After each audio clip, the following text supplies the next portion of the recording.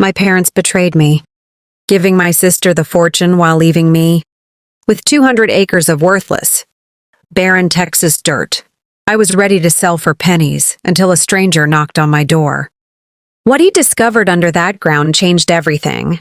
You won't believe how I got my revenge. Before I go on, please take a moment to like and subscribe. But only if you genuinely connect with this story. Drop a comment and let me know where you are watching from and what time it is there. My name is Catherine, 32 years old, and I have spent my entire life feeling like the shadow cast by my younger sister. Growing up, our parents always prioritized her desires, her education and her future, while I was left to navigate the periphery of their affection. When they passed, the division of their estate felt like a final, calculated insult. My sister inherited the grand family home, the luxury vehicles, and the hefty investment portfolio that ensured her comfort for decades to come. I was handed the deed to 200 acres of dry, cracked earth in rural Texas. It was land that had not seen a plow or a seed in over 20 years. My mother had called it fair during her final days, a comment that burned in my memory like acid. My brother-in-law, a man who always smelled of cheap cologne and greed, had a buyer lined up before the ink on the will was even dry.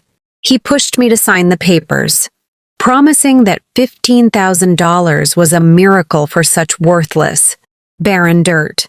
I stood on that porch staring out at the horizon where the sun bled into the dust, feeling the weight of betrayal settle into my bones. I was ready to sign. I was ready to walk away from my past forever. But the universe, it seemed, had a different plan for me. Just as I raised my pen to finalize the sale, a man in a dusty truck pulled up. He was a geologist, and his unexpected knock on my door was the sound that shattered the silence of my misery. He told me that he had been surveying the surrounding county and had noticed strange readings coming from my specific coordinates. I did not know it then, but the ground I thought was garbage was actually a vault. He stood there, a man covered in the fine, red grit of the Texas plains, holding a weathered map that seemed to vibrate with importance. My brother-in-law sneered, hovering in the doorway behind me like a vulture waiting for a carcass to go cold. He told the stranger to leave, claiming the property was private and already sold. But the geologist did not even flinch.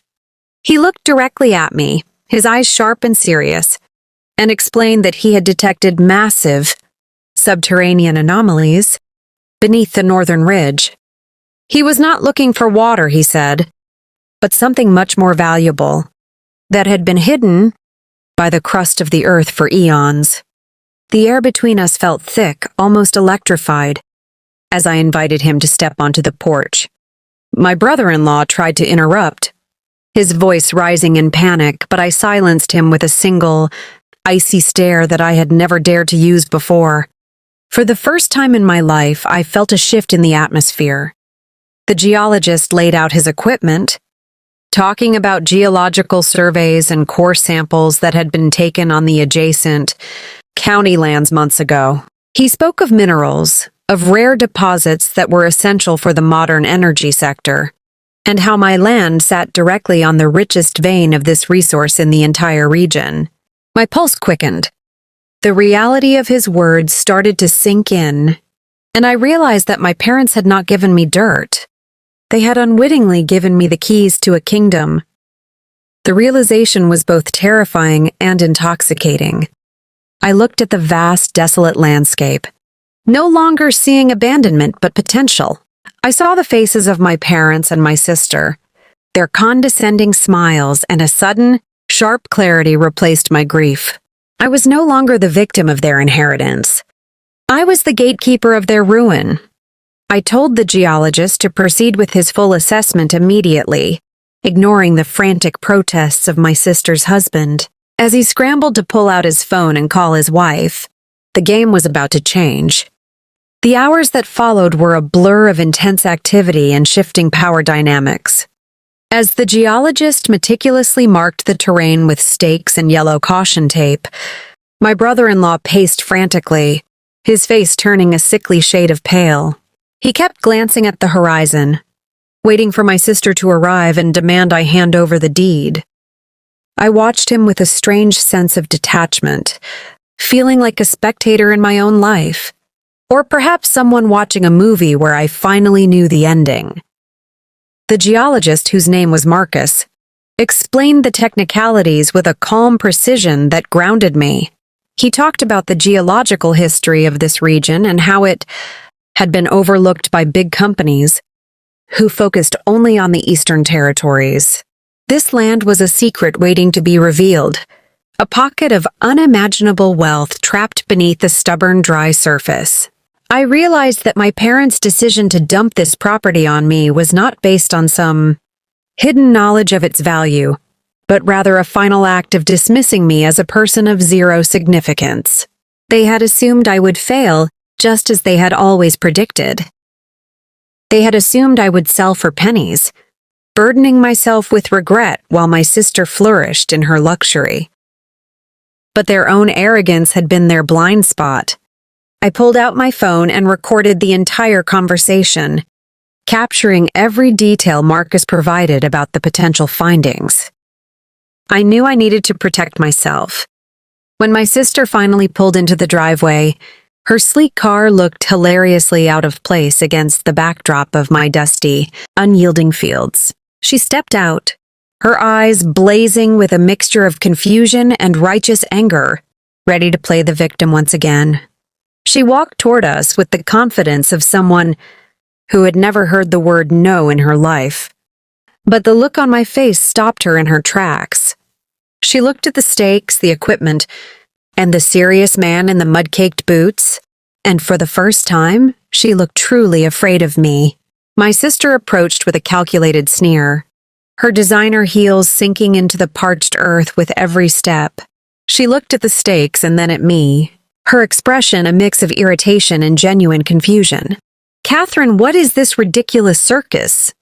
she demanded, gesturing toward Marcus's equipment. My brother-in-law rushed to her side, whispering frantically in her ear, his eyes darting toward the geologist who was now busy adjusting a tripod. I stood firm, crossing my arms over my chest, feeling a surge of strength I had never known. For years I had been the one to apologize, the one to retreat, the one to fade into the background so she could shine. Today, those rules did not apply. I told her calmly that this land was no longer the worthless dump she and our parents had deemed it. I explained with a quiet intensity that surprised even myself that Marcus had discovered something of immense value resting beneath the crust. Her face flickered from annoyance to disbelief, then to a sudden, sharp fear that she might have lost control over me. She tried to laugh it off, calling me delusional and demanding I stop this nonsense before I embarrassed the family name further. But her voice lacked its usual bite. It wavered, betraying the cracks in her own confidence. I watched her struggle to maintain her composure, realizing she was terrified that I might actually have something she wanted. It was a delicious reversal of roles. I informed her that the deal to sell the property was off the table, and that I would be the one deciding how this land was developed from now on. I saw her hand tremble as she reached for her phone, undoubtedly to call her lawyers, but I just smiled. The silence between us was heavy, filled with years of unspoken resentment and suppressed frustration. I turned back to Marcus, signaling him to continue his work. I had walked into this day expecting a tragedy, but I was now standing in the middle of a war I was finally equipped to win. My sister paced the perimeter of the area Marcus had flagged, her movements erratic like a trapped animal sensing a cage closing in. She kept demanding to see proof, her voice shrill against the vast, empty backdrop of the rural landscape. She insisted that as a member of the family, she had a right to know what was going on, claiming the land was still somehow part of our shared legacy. I simply watched her, noting how her poise shattered when things did not go exactly according to her rigid script. The irony was suffocating. She had spent her life believing that money and status were the only things that defined a person. And now, the thought that I might possess more of both was causing her to unravel. Marcus, unfazed by her outburst, continued his readings, his focus entirely on the data streaming onto his tablet. He whispered to me that the concentrations were even higher than he had initially estimated, suggesting that this was not just a small pocket, but a significant multi-layered deposit. I felt a strange calm wash over me. The anxiety that had plagued me for weeks evaporated, replaced by a cold, calculating resolve. I walked over to my sister and calmly informed her that she had no legal stake in this property.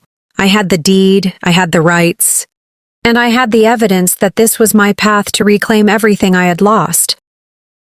She looked at me, really looked at me, and for the first time, she saw a woman who was no longer waiting for permission to exist. She tried one last desperate tactic, softening her voice to a pathetic whimper, talking about our mother's wishes and how we should share everything. I laughed, a hollow sound that carried across the windless plains. She had never shared anything with me in her life, not even the smallest scrap of affection, and she certainly would not be sharing in this. I walked away, leaving her standing there in the dust, her designer clothes coated in the very dirt she had once mocked. The shift was absolute. The tension on the property was thick enough to choke on. As evening approached, the sky turned a bruised purple, casting long, eerie shadows across the land. My sister retreated to her car, but she did not leave. She sat inside, engine idling, a silent sentinel of greed watching every movement Marcus and I made.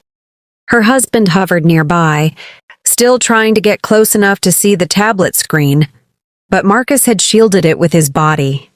I felt a strange liberation in their presence. For decades, I had allowed their expectations to define the boundaries of my world, but those boundaries were dissolving with every second that passed. I began to realize that the land was not just a source of wealth. It was a mirror reflecting the hollowness of my family's values. They wanted the prize, but they lacked the depth to understand the sacrifice and patience required to cultivate it. I started planning my next steps.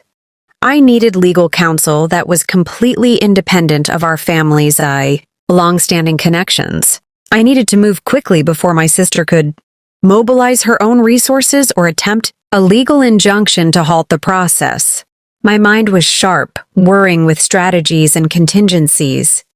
I thought about the house she occupied, the one that had always felt like a fortress meant to keep me out, and realized it was nothing more than a monument to a past that was quickly becoming irrelevant. I felt a surge of genuine power, not just the thrill of the potential fortune, but the profound realization that I was the one who held the reins now.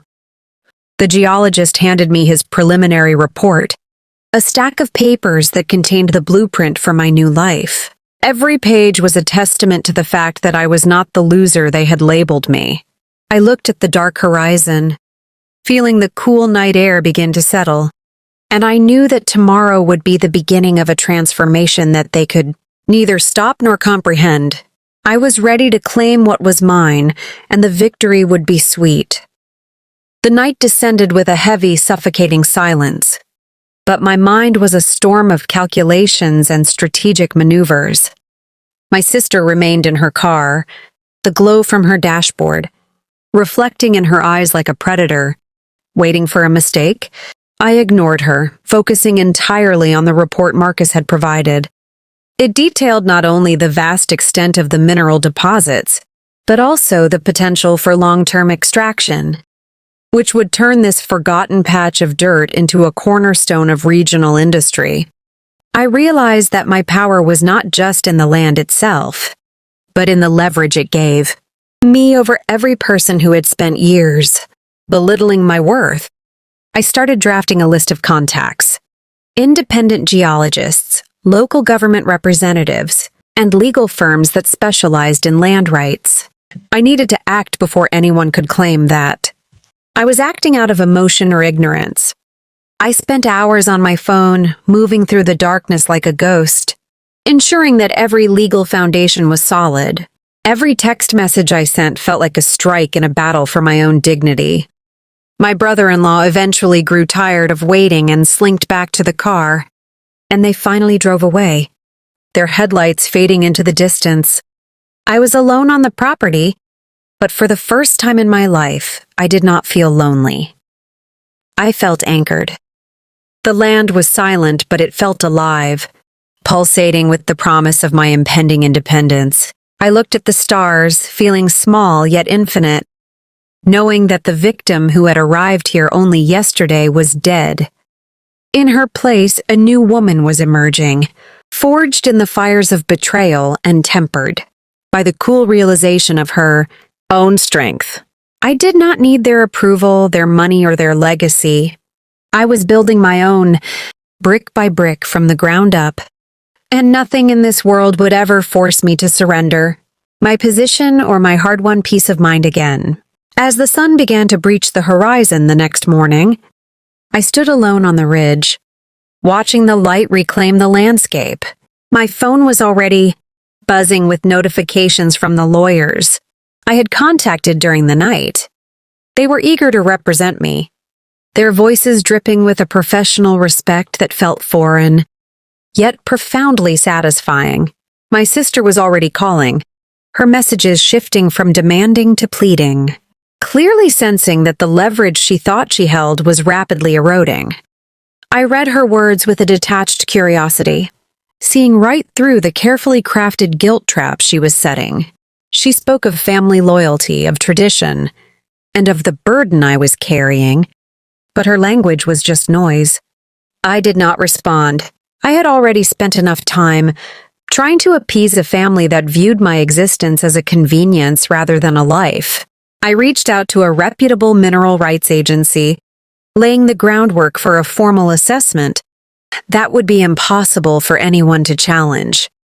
My resolve was hardening into something unbreakable, a shield of autonomy that I would never set down again.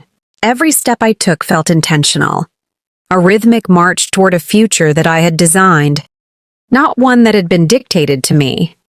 I started to imagine the look on their faces when they realized that the worthless property was actually the foundation of a massive enterprise. It wasn't about the money anymore, though that would certainly provide the freedom I had been denied. It was about the validation that I had been right all along, and that my intuition, which they had spent years trying to stifle, was my greatest asset. The wind whipped across the fields, carrying the scent of dry grass and impending change, and I embraced it. I was no longer a bystander in my own story. I was the primary architect of my own destiny, building a legacy that would finally stand on its own feet. The following days became a blur of intense legal negotiations and professional consultations. I hired a team that operated with the same sharp, cold efficiency that I was now cultivating within myself. My sister and her husband tried to contest the ownership, claiming that the estate division had been based on incomplete information, but my legal team dismantled their arguments with ease. They had nothing to stand on because the paperwork was clear, and my actions had been entirely legitimate from the start. I found a strange, dark joy in watching my sister struggle, seeing her panic as she realized that her usual manipulation tactics were absolutely useless. Against a wall of ironclad legal documents, she came to the house one afternoon, intending to confront me, but I didn't even invite her inside. I met her at the fence line, looking at her with a calm that unsettled her more than any outburst could have. She looked exhausted, her high society facade cracking under the pressure of a reality she couldn't control. She pleaded for a partnership, a way to support me in managing the land, but I knew exactly what she meant. She wanted a cut of the profits, a return to the dynamic where she dictated and I served. I shook my head, my expression remaining completely blank, and told her that my business interests were strictly private and that she had no role in my future. The look on her face was worth more than any amount of money. It was the look of a person who had finally realized the game had changed, and that they were no longer the one holding the winning hand. As she drove away, kicking up a cloud of dust that swirled around her retreating car, I felt the final weight of her influence lift from my shoulders. I turned back to the property, the land that was rapidly becoming the center of a major industrial project, and I felt the hum of success vibrating in the very air around me. A signal that my new life was finally taking root. My life was changing at a pace that felt almost surreal, yet it was grounded in the absolute reality of my decisions. The initial site surveys had confirmed everything Marcus promised, and the industry giants were already reaching out, their corporate voices filled with a synthetic, sycophantic respect. I spent my days in boardrooms and my nights on the land, watching the stars and imagining the structures that would soon rise from this earth. I had moved my residence into a small, temporary structure on the property, preferring the harsh honesty of the field to the suffocating luxury of the house my sister still occupied. Every morning, I woke up to the smell of rain-dampened soil and the sound of birds, finding a peace I had never known in my youth. I had officially severed all ties with the toxic elements of my family, blocking their numbers and refusing to engage with their increasingly desperate attempts to re-enter my life. My mother's ghost, once a looming presence of judgment, seemed to dissolve into the vast open horizon, no longer capable of casting a shadow over my path. I had transformed from a woman who accepted leftovers into a woman who cultivated her own harvest. People from the neighboring towns began to treat me with a newfound reverence, recognizing that I had achieved what they had only whispered about in bars and diners. I was the woman who had struck gold in the dust, but I was also the woman who had walked away from the family that tried to bury her. I invested heavily in local infrastructure, creating jobs and ensuring that the prosperity this land generated would touch the lives of those who had once been ignored, just as I had been. My strength was no longer just about survival. It was about stewardship and creating a legacy of independence.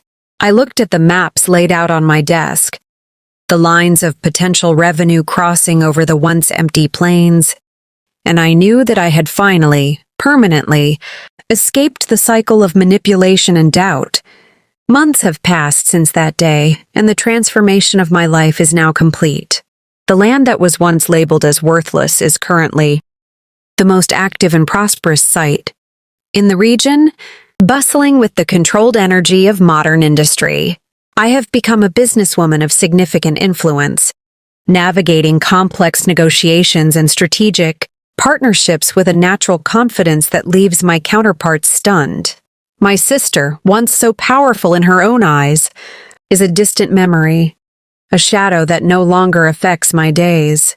I occasionally hear news of her, mostly reports of her struggling to maintain the lifestyle she assumed was her birthright, but I feel no pity, only a quiet, detached satisfaction. I have built a fortress of my own making, one where my decisions are the final word and my vision is the only map. I have replaced the fear of abandonment with the certainty of my own capability, and the result is a freedom I never dared to dream of during those long, lonely years. My parents' legacy of division has been entirely erased, replaced by a new foundation of my own design, one that is built on merit, hard work, and the absolute refusal to be diminished by anyone else's opinion of my worth. I walk these fields now not as a girl looking for approval, but as the owner of her own future, feeling the solid ground beneath my feet as a testament to my survival. The transition from victim to leader was not easy, but every trial was a necessary lesson, and every challenge served to sharpen my resolve. I am Catherine, the woman who took the dirt she was given and turned it into an empire, and I have never felt more alive. The past is a closed book, and I am the author writing a bold, new chapter where I am the hero of my own story. My success is the greatest justice, and watching the fruition of my labor is a daily reminder that the Truth always wins in the end. I am finally, truly, and completely in charge of my destiny. The final phase of my venture is now reality. And as I stand on the edge of the northern ridge, the view is a breathtaking testament to what happens when you refuse to accept the narrative written for you by others. The infrastructure is complete, the contracts are signed, and the empire I envisioned is humming with the steady, rhythmic pulse of progress. I look out over the horizon and see not the barren, dusty void I once inherited, but a thriving monument to resilience and the refusal to be small. My sister and those who doubted my potential are merely echoes in the wind, long forgotten while I stand tall in the center of my own creation. This experience was never truly about the minerals or the wealth, though those are welcome rewards for the years of silence I endured. It was always about the reclamation of my own voice, the validation of my own worth, and the absolute power that comes from knowing you built your success from the very ground that was meant to bury you. I have proven that true strength does not require shouting. It requires the quiet, unwavering patience to wait for the truth to surface. My journey from a marginalized victim to a titan of industry has been a path of fire. But I have emerged stronger, sharper, and entirely free from the chains of my past. As I look toward the future, I know that my story is just beginning, and the foundation I have built is unshakable. The world is watching now, and for those who still feel trapped by the unfair expectations of their own families, know this: your current situation is not your final destination. You hold the power to change everything. If you are willing to fight for your own truth and stand your ground against the pressure, I have rewritten my path and you can too. If you found my journey through betrayal to total victory inspiring, then you know exactly what to do next. Hit that like button if you believe in justice, and subscribe to follow my transformation as I continue to build my empire from nothing into everything.